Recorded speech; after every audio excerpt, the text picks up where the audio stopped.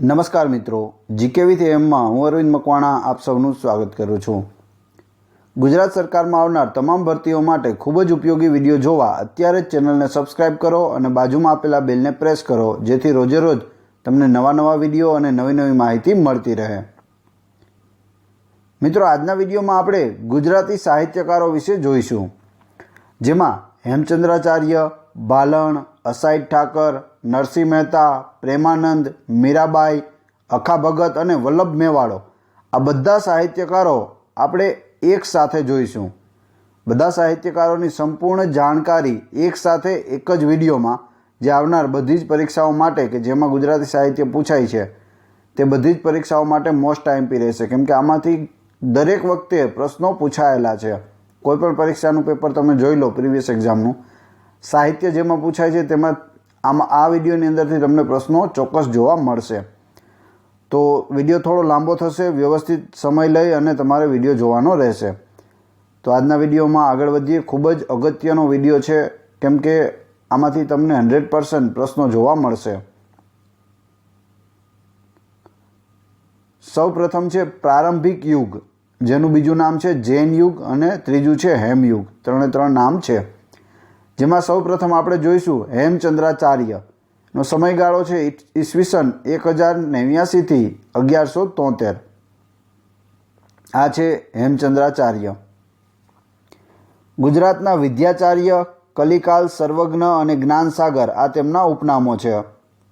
જન્મ તેમનો ધંધુકામાં થયો હતો। મૂળ નામ તેમનું ચાંગદેવ હતું। જન્મ પણ પૂછાયેલો છે પ્રીવિયસ એક્ઝામમાં, મૂળ નામ પણ પૂછાયેલું છે। માતા પાહિણી દેવી અને પિતા ચાચિંગ દેવ હતા। તો હેમચંદ્રાચાર્યની આ બેઝિક ડિટેલ છે, અને લાસ્ટમાં આ વિડીયોની લાસ્ટમાં તમારી ટેસ્ટ પણ રાખેલી છે। આ વિડીયોની અંદરથી તમને ત્યાં પ્રશ્નો પૂછવામાં આવશે, તો પૂરેપૂરો વિડીયો જોવો અને વ્યવસ્થિત વિડીયો જોવો, જેથી તમે ટેસ્ટ પણ વ્યવસ્થિત આપી શકો। હેમચંદ્રાચાર્ય વિશે આપણે આગળ વાત કરીએ તો દીક્ષા સમયે તેઓનું નામ સોમચંદ્ર રાખવામાં આવ્યું હતું। શું રાખવામાં આવ્યું હતું? સોમચંદ્ર। પરંતુ સુવર્ણ જેવું તેજસ્વી શરીર હોવાથી અને ચંદ્રમા જેવું સુંદર મુખ હોવાના કારણે હેમચંદ્ર તરીકે ઓળખાયા। પ્રકાંડ વિદ્વાન આચાર્ય દેવચંદ્ર સુરી તેમના દીક્ષાગુરુ, શિક્ષાગુરુ અને વિદ્યાગુરુ હતા। કોણ હતા? દેવચંદ્ર સુરી। 21 વર્ષની ઉંમરે હેમચંદ્રાચાર્યએ દરેક શાસ્ત્રોનું મંથન કરી લીધું હતું। 21 વર્ષની ઉંમરે તેઓ સોલંકી વંશના પ્રતાપી શાસક સિદ્ધરાજ જયસિંહના ગુરુ હતા। કોના ગુરુ હતા? સિદ્ધરાજ જયસિંહના। તેમજ હેમચંદ્રાચાર્યએ ખંભાતમાં રાજા કુમારપાળને આશ્રય આપ્યો હતો। તો આના સમકાલીન કોણ છે? સિદ્ધરાજ જયસિંહ અને કુમારપાળ બંને આના સમકાલીન છે હેમચંદ્રાચાર્યના। હેમચંદ્રાચાર્યએ સમસ્ત વ્યાકરણ, વાગ્મયનું અનુશીલન, શબ્દાનુશાસન, વ્યાકરણ ગ્રંથની રચના કરી હતી। સિદ્ધરાજ જયસિંહે પાટણમાં હાથીની અંબાડી ઉપર આ ગ્રંથ મૂકીને શોભાયાત્રા કાઢી હેમચંદ્રાચાર્યનું સન્માન કર્યું હતું। તેઓએ અનેક ગ્રંથોની રચના પ્રાકૃત ભાષામાં કરેલી છે। આ પ્રશ્ન પણ પૂછાયેલો છે, કઈ ભાષામાં કરેલી છે? પ્રાકૃત ભાષામાં। એવું પૂછેલું છે કે જૈન સાહિત્યકાર હેમચંદ્રાચાર્યએ જે ગ્રંથો લખ્યા તે કઈ ભાષામાં લખેલા છે? તો પ્રાકૃત ભાષામાં લખેલા છે। હેમચંદ્રાચાર્યનું સમાધિ સ્થળ ક્યાં આવેલું છે? પાલિતાણામાં શેત્રુંજ્ય પર્વત ઉપર આવેલું છે। હેમચંદ્રાચાર્યની મહત્વની કૃતિઓ જોઈએ। કૃતિઓ વિશે પણ ઘણી વખત પ્રશ્નો પૂછાયેલા છે। સિદ્ધ હેમ શબ્દાનુશાસન, અભિધાન ચિંતામણી, દયાશ્રય, કલિકાલ સર્વજ્ઞનું બિરુદ પ્રાપ્ત થયું કઈ કૃતિ માટે? દયાશ્રય માટે। ખાસ યાદ રાખવું, સિદ્ધ હેમ શબ્દાનુશાસન માટે કલિકાલ સર્વજ્ઞનું બિરુદ પ્રાપ્ત થયું નથી, પરંતુ દયાશ્રય કૃતિ માટે થયેલું છે। કાવ્યાનુશાસન, છંદાનુશાસન,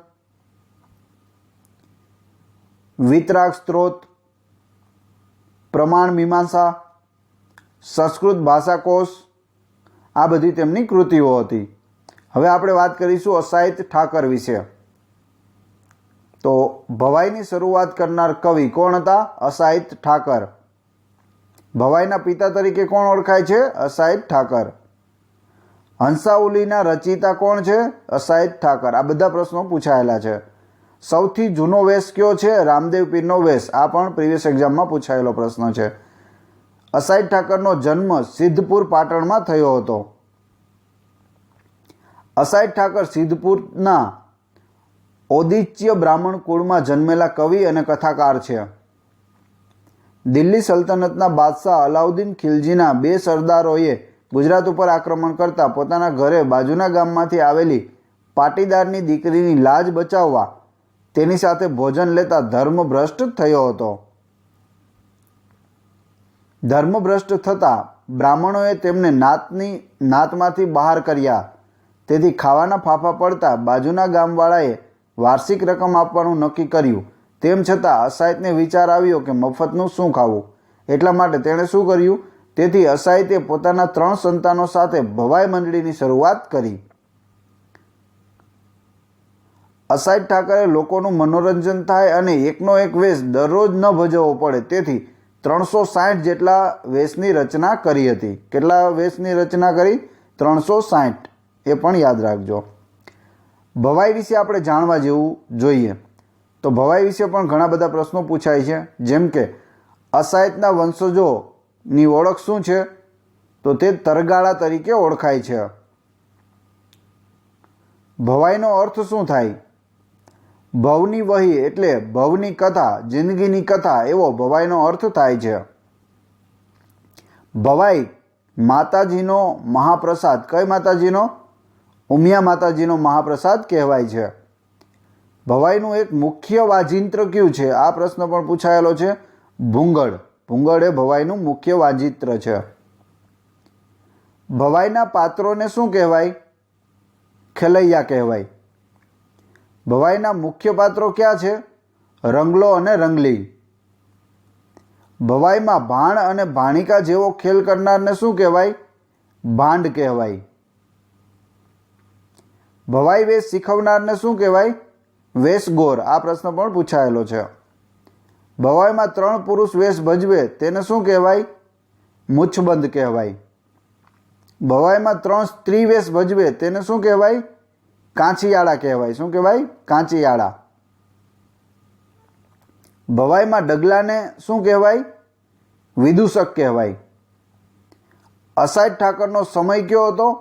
તો દિલ્હી સલ્તનતનો જે સમય હતો તે અસાઈદ ઠાકરનો સમય હતો. દિલ્હી સલ્તનતને તે સમકાલીન હતા. તો અસાઈદ ઠાકર વિશે આપણે ખૂબ જ અગત્યની માહિતી અને પ્રીવિયસ ઘણા બધી એક્ઝામમાં પૂછાયેલા પ્રશ્નો જોયા. હવે આપણે આગળ વાત કરીશું ભવાઈના જાણીતા વેશ. તો કયા કયા વેશ છે? રામદેવ પીરનો વેશ સૌથી જૂનો વેશ. ત્યારબાદ કાનગોપીનો વેશ, ઝંડા ઝૂલણનો વેશ, છેલ બટાવ, મણિબા સતીનો વેશ, વિકો સિસોદિયાનો વેશ, પતઈ રાવળનો વેશ, કજોડાનો વેશ, મિયા બીબીનો વેશ, સઘરા જેસંગનો વેશ.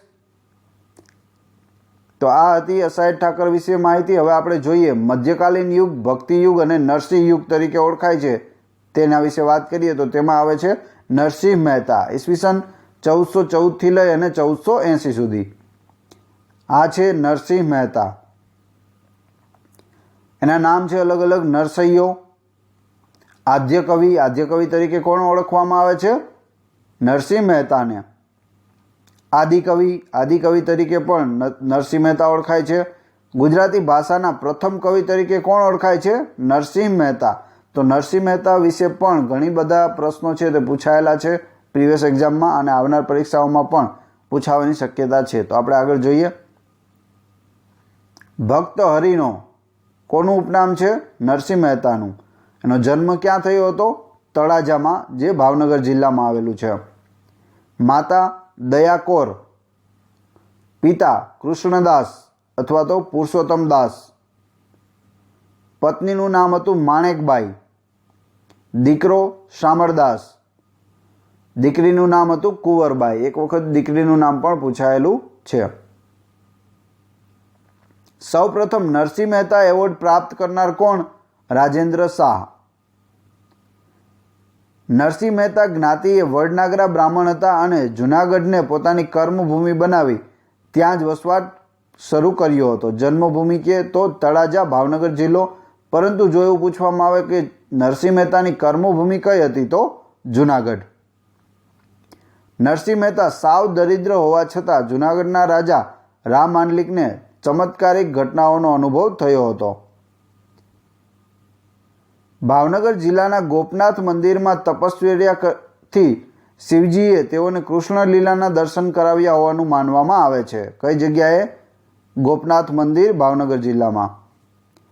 નરસિંહ મહેતાના જીવનમાં પુત્ર શામળદાસના લગ્ન, પુત્રી કુંવરબાઈનું મામેરું અને પિતાના શ્રાદ્ધ જેવા પ્રસંગોમાં તેઓને ઈશ્વરીય મદદ મળી હોવાની માન્યતા છે. નરસિંહ મહેતાને ઉમાશંકર જોશીએ ગુજરાતી ભાષાના આદિકવિ તરીકે ઓળખાવ્યા છે. તો નરસિંહ મહેતાને ગુજરાતી ભાષાના આદિકવિ એવું કોણે કહ્યું? ઉમાશંકર જોશીએ. આ રીતે પ્રશ્ન બને છે, તો યાદ રાખતો જવો. ગુજરાતી ભાષાની પ્રથમ ફિલ્મ કઈ હતી? નરસિંહ મહેતા હતી. તો નરસિંહ મહેતાનું નામ ત્યાં પણ છે. તેઓની સ્મૃતિ રૂપે પ્રતિવર્ષ શ્રેષ્ઠ ગુજરાતી સાહિત્યકારોને વર્ષ 1999થી નરસિંહ મહેતા સાહિત્ય નિધિ ટ્રસ્ટ દ્વારા નરસિંહ મહેતા એવોર્ડ અપાય છે. તો નરસિંહ મહેતાની યાદમાં અપાય છે. ક્યારથી અપાય છે? 1999થી. આગળ જોઈએ નરસિંહ મહેતાની મહત્વની કૃતિઓ. તો એની કૃતિઓ છે બાળલીલા, દાણલીલા, રાસલીલા, માનલીલા, કુંવરબાઈનું મામેરું, સત્યભામાનું રૂસણું, રૂકમણી વિવાહ, શૃંગારમાળા, ગોવિંદ ગમન, કૃષ્ણ જન્મ બધાઈ, ચાતુરીઓ, હિંડોળાના પદો, સુદામા ચરિત્ર, નૃસિંહ વિલાસ, અંતર્ધાન સમયના પદ, હુંડી, ચાતુરી 32, શામળદાસનો વિવાહ, વસંતના પદો, આ બધી એમની કૃતિઓ છે. હવે આપણે વાત કરીએ નરસિંહ મહેતાની મહત્વની પંક્તિઓ. તો કૃતિઓ પણ ઘણી બધી પૂછાયેલી છે અને પંક્તિઓ પણ ઘણી બધી છે નરસિંહ મહેતાની પૂછાયેલી છે. જોઈએ આપણે એની પંક્તિઓ. જેના ભાગ્યમાં જે સમય જે લખ્યું તેને તે સમય તે જ પહોંચે. કોની કૃતિ છે? કોની પંક્તિ છે? નરસિંહ મહેતાની. સાંભળ્યો તે ઉરનું ભૂષણ, હૃદયા ભીડી રાખું રે. પ્રેમરસ પાને તું મોરના પીછદર, તત્વનું ટૂંપણું તુચ્છ લાગે. કોની છે પંક્તિ? નરસિંહ મહેતાની. ચાલ્યો વાટમાં જ્ઞાનના ઘટમાં, મિત્ર મોહન તણું નામ લેતો. હું કરું એ જ અજ્ઞાનતા, શકટનો ભાર જેમ શ્વાન તાણે. કોની પંક્તિ છે? નરસિંહ મહેતાની. ગરથ મારું ગોપીચંદનને તુલસી હેમનો હાર. નરસિંહ મહેતાની પંક્તિ છે. અમે મૈયારા રે ગોકુળ ગામના. નરસિંહ મહેતા. જાગો રે જશોદાના જાયા. નરસિંહ મહેતા. કાંજી તારી માં કહેશે પણ અમે કાનુડો કહેશું રે. નરસિંહ મહેતાની પંક્તિ છે. જાગને જાદવા. નરસિંહ મહેતાની પંક્તિ છે. ભૂતળ ભક્તિ પદારથ. નરસિંહ મહેતા. સુખ દુઃખ મનમાં ન આણીએ. નરસિંહ મહેતા. નિરખને ગગનમાં કોણ ઘૂમી રહ્યો. આજ મારા નૈણા સફળ થયા. ઊંચી મેળી તે મારા સંતની રે. ભજન સાંભળ્યો છે, એ પણ નરસિંહ મહેતા દ્વારા લખાયેલું છે. ગિરી તળેટીને કુંડ દામોદર. નાગર નંદજીના લાલ. આ પણ તમે સાંભળેલું છે, એ પણ નરસિંહ મહેતાએ લખેલું છે. નાગર નંદજીના લાલ. મારી હુંડી સ્વીકારો મહારાજ રે સાંભળા ગિરધારી. નરસિંહ મહેતા. વૈષ્ણવ જનતો તેને કહીએ જે પીડ પરાઈ જાણે રે. ગાંધીજીનું ખૂબ જ લોકપ્રિય ભજન કોણે લખેલું છે? નરસિંહ મહેતાએ. આ પ્રશ્ન પૂછાયેલો પણ છે. અખિલ બ્રહ્માંડમાં એક તું શ્રી હરિ. નરસિંહ મહેતા. આજ વૃંદાવન આનંદ સાગર. એવારે અમે એવારે. જળ કમળ છાંડી જાને બાળા.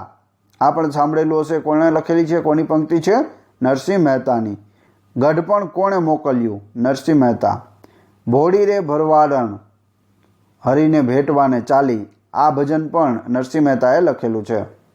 સખી આજની ઘડી તે રળિયામણી, નરસિંહ મહેતા. હળવે હળવે હળવે હરિજી મારે મંદિરીએ આવ્યા રે, કોની પંક્તિ છે? નરસિંહ મહેતાની. તો ખૂબ જ અગત્યની આપણે પંક્તિઓ જોઈ. નરસિંહ મહેતા બધી પરીક્ષાઓ માટે મોસ્ટ આઈએમપી હોય છે કેમ કે એના વિશે એની પંક્તિઓ, એની કૃતિઓ અથવા તો એને લગતા કોઈ પણ પ્રશ્નો તમને જોવા મળશે. હવે આપણે વાત કરીએ ભાલણની.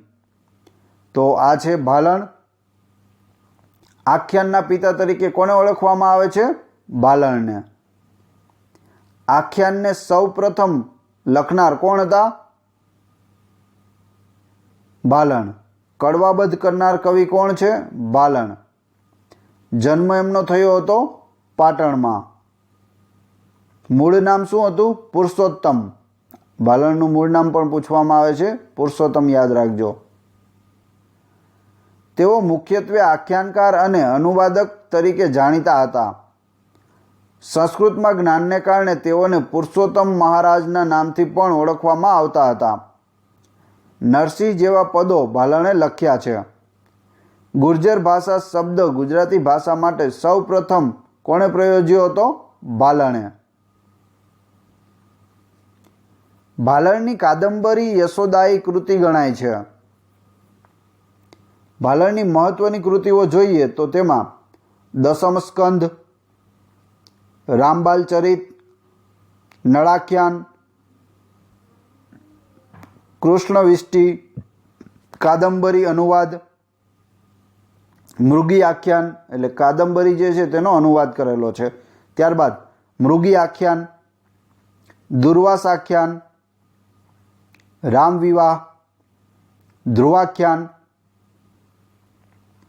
ભાલણની મહત્વની પંક્તિઓ. તો ભાલણની પંક્તિઓ પણ મોસ્ટ આઈએમપી છે.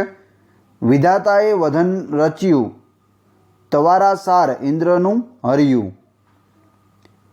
મારી બુદ્ધિ પ્રમાણે બોલું થોડું સાર, પદીપદ બંધારણ રચાતા થાય અતિ વિસ્તાર. મધ્યકાલીન યુગ, ભક્તિ યુગ અને નરસિંહ યુગમાં આપણે આગળ જોઈશું મીરાબાઈ વિશે. ઈસવીસન 1499માં મીરાબાઈ તમે અહીં જોઈ શકો છો. પ્રેમ દીવાની કોનું ઉપનામ છે? મીરાબાઈનું. જન્મ જન્મની દાસી કોનું ઉપનામ છે? મીરાબાઈનું. ગુજરાતી સાહિત્યના સૌ પ્રથમ કવિત્રી તરીકે કોને ઓળખવામાં આવે છે? મીરાબાઈને. જન્મ ક્યાં થયો હતો? મેડતા, રાજસ્થાનમાં. તો મેડતા રાજસ્થાનની અંદર મીરાબાઈનો જન્મ થયો હતો. એમના ગુરુ કોણ હતા? રૈદાસ. લગ્ન કોની સાથે થયા હતા? ભોજરાજ સાથે. મીરાબાઈ મેડતાના વિષ્ણુ ભક્ત રાઠોડ રાવ દુદાજીની પૌત્રી હતા. કોના પૌત્રી હતા? રાઠોડ રાવ દુદાજીના. મીરાબાઈના લગ્ન બાળપણમાં ભોજરાજ સાથે થયા હતા. તેઓના દિયર વિક્રમાદિત્યએ ને મીરાબાઈની કૃષ્ણ ભક્તિ ન ગમતી હોવાને કારણે 3 વખત મીરાબાઈને મારી નાખવાનો પ્રયાસ થયો હતો. કોણે કર્યો? તેમના દેરે. રાણા દિયરની કનરગતથી કંટાળી મીરાબાઈ થોડો સમય મથુરા, વૃંદાવન અને ત્યારબાદ દ્વારિકા આવીને વસ્યા હતા. મીરાબાઈએ રચેલા આત્મચરિત્રાત્મક પદોમાં કૃષ્ણ ભક્તિના દર્શન થાય છે અને તેણીએ ગુજરાતી ભાષાને ઉત્તમ ઉર્મી ગીતો આપ્યા છે. કયા ગીતો આપ્યા છે? ઉર્મી ગીતો. પ્રેમ લક્ષણા ભક્તિથી સભર મીરાના પદોમાં શૃંગારસ ભળેલો છે. કવિ કલાપીએ નરસિંહ મહેતા અને મીરાબાઈ માટે ખરા ઇલ્મી ખરા સુરા શબ્દ પ્રયોગ કરેલો છે. તો આ પ્રશ્ન પણ ઘણી વખત પૂછાયેલો છે કે મીરા અને નરસિંહ મહેતા માટે ખરા ઇલ્મી ખરા સુરી શબ્દ, ખરા સુરા શબ્દ કોણે પ્રયોગ કરેલો છે? કવિ કલાપીએ, એટલે કે સુરસિંહજી તખ્તસિંહજી ગોહિલે, જે લાઠીના રાજવી હતા. મીરાબાઈની મહત્વની કૃતિઓ જોઈએ. નરસિંહરા માહિયારા, સત્યભામાનું રૂષણું, કૃષ્ણ ભક્તિના પદો, આ બધી એમની કૃતિઓ છે. મીરાબાઈની મહત્વની પંક્તિઓ વારંવાર પૂછાતી હોય છે. જેમ કે જાણ્યું જાણ્યું હેત તમારું જાદવારે લોલ, બોલમાં બોલમાં બોલમાં રે, રાધા કૃષ્ણ વિના બીજું બોલમાં. તેરા કોઈ નહીં રોકનહાર, મગન હોય મીરા ચલી રે. પ્રેમની પ્રેમની પ્રેમની રે, મને વાગી કટારી પ્રેમની રે. કોની પંક્તિ છે? મીરાબાઈની. હારે કોઈ માધવ લ્યો, વેચતી વ્રજ નારી રે. મીરાબાઈ. નંદલાલ નહીં રે આવું ને ઘેર કામ છે. મીરાબાઈની પંક્તિ છે. જૂનું તો થયું રે દેવળ, જૂનું તો થયું. ભજન સાંભળેલું હશે. કોણે લખ્યું? મીરાબાઈએ. ગોવિંદો પ્રાણ અમારો રે. મીરાબાઈ. કાનુડો ન જાણે મારી પીડ. મીરાબાઈ. ઝેર તો પીધા છે જાણી જાણી. કોની પંક્તિ છે? મીરાબાઈની. અને પૂછવામાં આવે ઝેર તો પીધા છે જાણી જાણી કોની કૃતિ છે? તો કૃતિમાં આવશે મનુભાઈ પંચોળીની. ઝેર તો પીધા છે જાણી જાણી કૃતિ પૂછે તો મનુભાઈ પંચોળીને, પંક્તિ પૂછે તો મીરાબાઈ. બંને પૂછાયેલું છે. પ્રીત પુરવની રે, શું કરું રાણાજી. ત્યારબાદ વૃંદાવન કી કુંજ ગલી મેં લેને તારી લાકડી. આ પણ પૂછાયેલું છે. કોની પંક્તિ છે? મીરાબાઈની. રામ રમકડું જડ્યું રે રાણાજી, મને રામ રમકડું જડ્યું. અખંડ વરને વરી સાહેલી, હું તો અખંડ વરને વરી.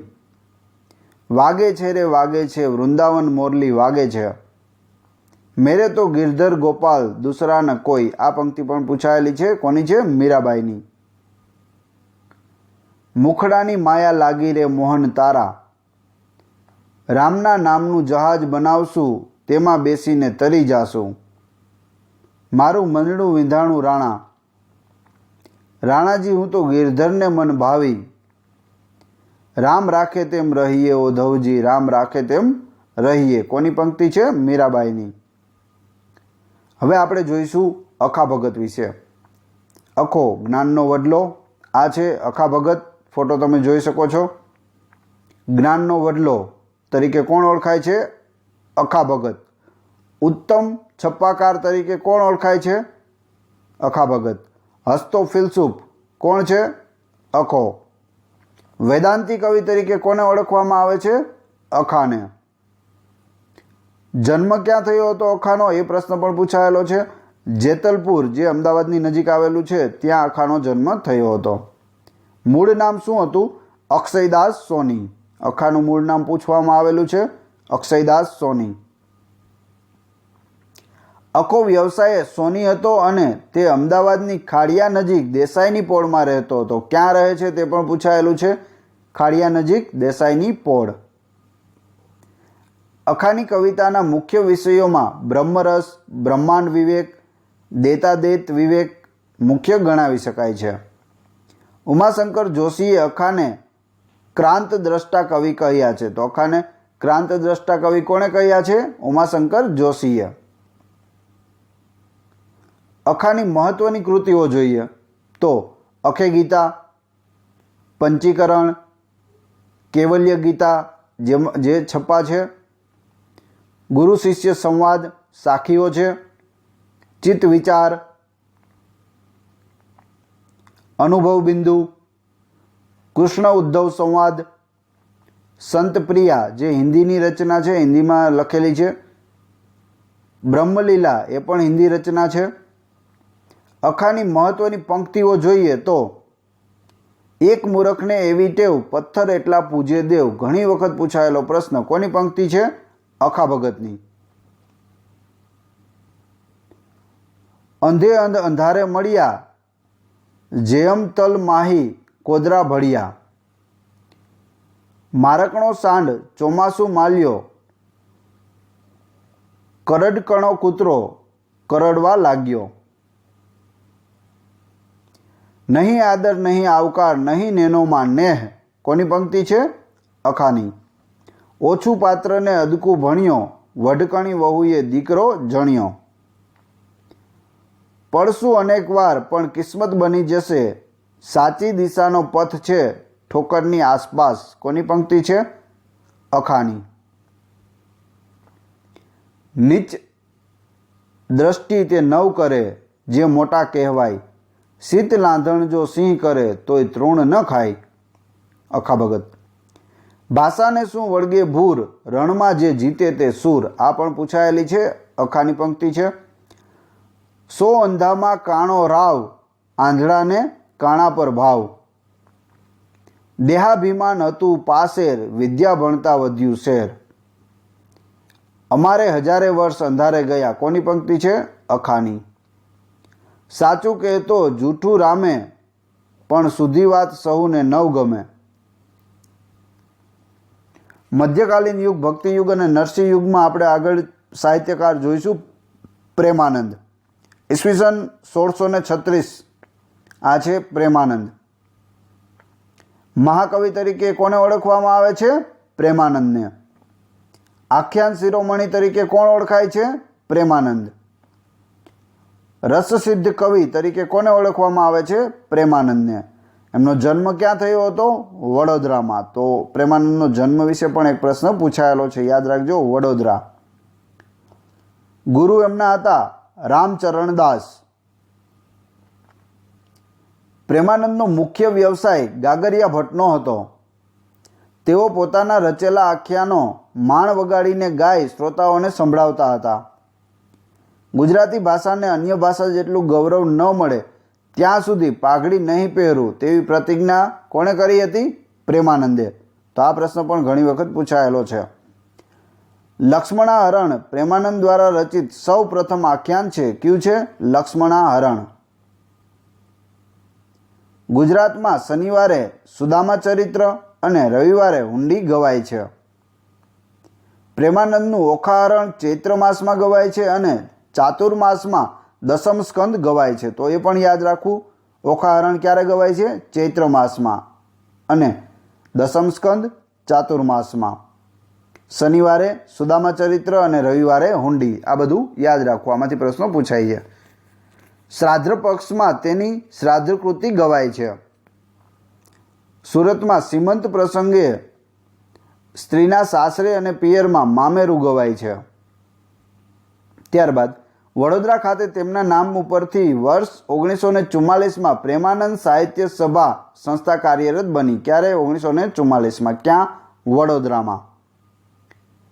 આ સંસ્થા દર 2 વર્ષે ગુજરાતી સાહિત્યના શ્રેષ્ઠ સર્જન માટે પુરસ્કાર એનાયત કરે છે.